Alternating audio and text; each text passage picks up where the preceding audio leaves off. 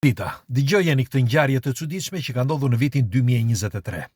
Klasifikohet jo vetëm si mister, por klasifikohet si ufologji sepse ngjarja që ka ndodhur është vërtet një mister, nuk u zgjidh kurrë. Dhe tani dëgjojeni me kujdes. Na i tregon një ufolog dhe unë dua që ta ndaj me ju sepse ka disa gjëra ndonjëherë që jo vetëm që nuk shpjegohen, por ndodhin dhe askush nuk di të jap një shpjegim.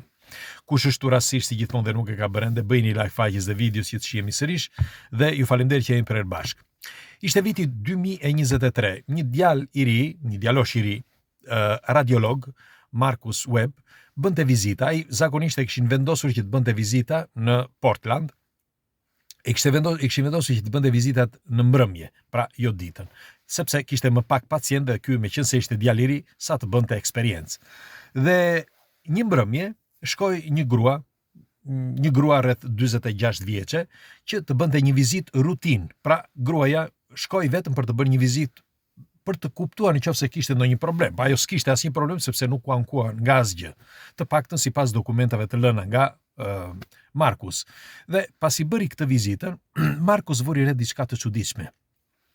Pas zemrës së saj në fund, pra nga ana e mbrapsme, jo përpara, por mbrapa, kishte një heksagonal, një tip lastër, sikur të jetë një lastër prej hekuri, por heksagonale, perfekte heksagonale.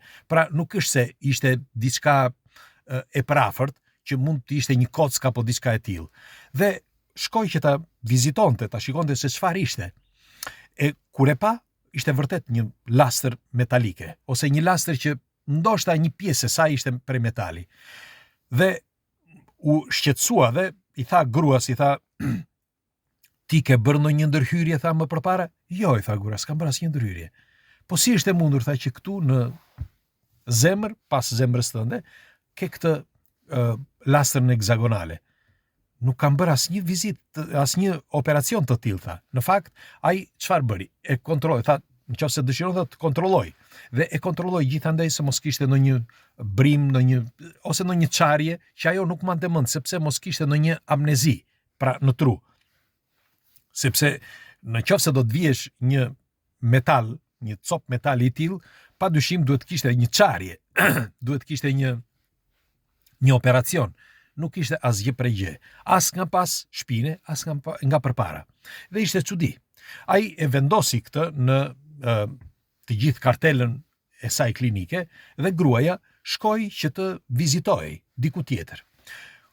Kur shkoi në një vend tjetër, i thanë që kishte të njëjtën gjë, dhe ajo kthye edhe një herë tek radiologu. Dhe teksa fliste me disa shoqet e saj, një burri një shoqes së saj kishte gjetur të njëjtën gjë, pra të njëjtën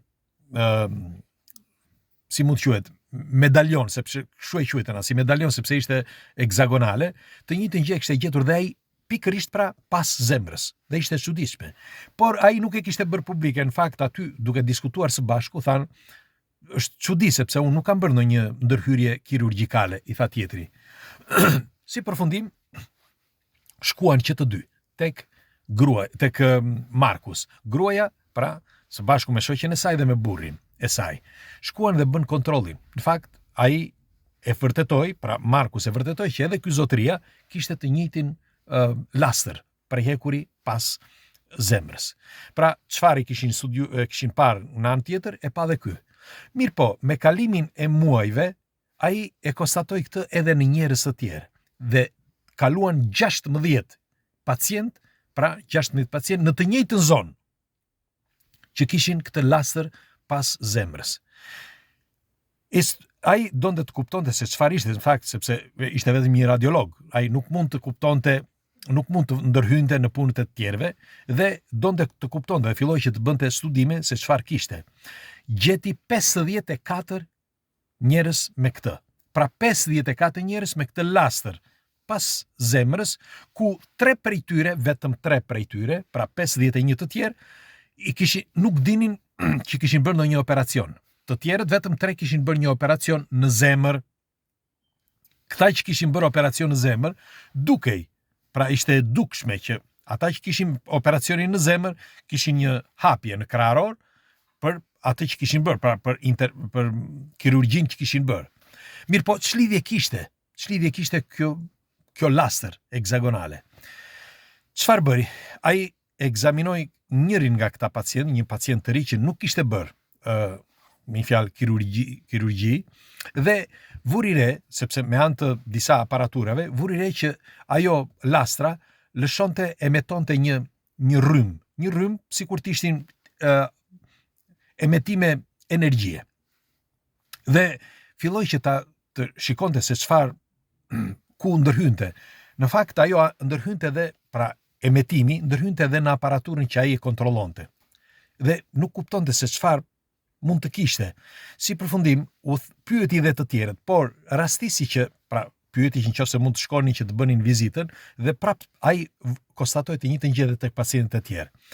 Por një ditë kur u gjendën 3 së bashku, pra të këta pacientët, njëri prej tyre teksa vajti brenda që vurën mekanizmin, pra që të shikonte se çfarë emetimesh bënte kjo lastër, e çuditshmja ishte që 2 të tjerët që ishin jashtë ndjenin diçka të çuditshme. Pra ndjenin sikur kishin, përveç se ndiheshin sikur të digjeshin brenda, sepse çlironte rrym brenda ajo lastra, pra tek zemra, por duke sikur influenconte atë qarkullimin e gjakut, pra sikur influenconte zemrën. Jo vetëm zemrën, por edhe emocionet. Sepse duke sikur ato komunikonin mes njëra tjetrës, pra lastrat sikur të komunikonin mes njëra tjetrës me anë të vibrimeve. Në fakt, ata aty për aty i thoshin njëri tjetrit çfarë po ndodh, dhe e kuptuan që problemi ishte brenda. Dhe e kuptoi edhe radiologu Markus dhe doli dhe po fliste me ta. Në fakt, kur vinte makinerit, kur vendoste makinerit që të kuptonte se çfarë problemi kishte dhe çfarë ishin këto, ndoshta makinerit duke qenë në kontrast me këtë rrymën, si mund të quhet, të kësaj lastre që ai i shtriri atje kishte, ndoshta aty duke hyrë në kontrast jepte vibrime, dhe vibrimet ishin të lidhura me të gjitha këto lastrat që kishin ata. Atëre ai e konstatoi, mori 13-14 prej tyre, konstatoi që të gjitha këto lastrat komunikonin sikur të komunikonin me njëra tjetrën. Ai thotë sikur të komunikonin sepse kishin disa vibrime që kur gjendeshin të gjitha bashkë teksa ai vendoste atë makinerin që ta ngacmonte vibrimin, ata kishin sjellje të tjera, sepse pra pacientët dhe e ndjenin, e thanë publikisht, e thanë tek ai që e ndjenin. Sidoqoftë, duke sikur çdo gjë përfundoi aty. Por Markus çfarë bëri? Për të kuptuar se çfarë kishte ndodhur, bëri një denoncim në spitalin në Portland, aty ku ishte, pra në spital. Dhe drejtori tha, është e pamundur tha që të jetë një gjë e tillë. Ai tregoi të gjitha dokumentat, kur pa ai drejtori dokumentat, mbeti pa fjalë. Lajmëruan, nuk di kë lajmëroi, që mori në telefon për të kuptuar se çfarë kishte ndodhur, dhe u detyruan që të merrnin në telefon shërbimet sekrete. Dhe morën Markusin së bashku me dokumentat që kishte. Dhe Markusi u zhduk. Nuk u gjet më. Me një fjalë, Markus Webb nuk u gjet më që nga ajo ditë. Dhe ky djalë i ri, nuk po flitet për tani, dikush thotë që është bëhet fjalë për të njëjtin radiolog që nuk gjendet në Portland, por diku tjetër, dhe që ka zbuluar këtë gjë dhe për tu kamufluar, tha një vend tjetër. Disa thonë që nuk është e vërtet.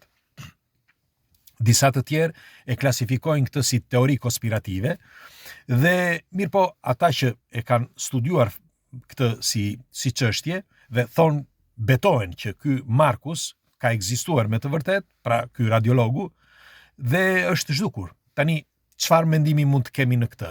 Duhet të dini diçka. Në vitin 1996, më falni, 69, në Brazil ka ndodhur pothuajse e njëjta gjë. Vetëm se kësaj radhe nuk ndodhi me mjek.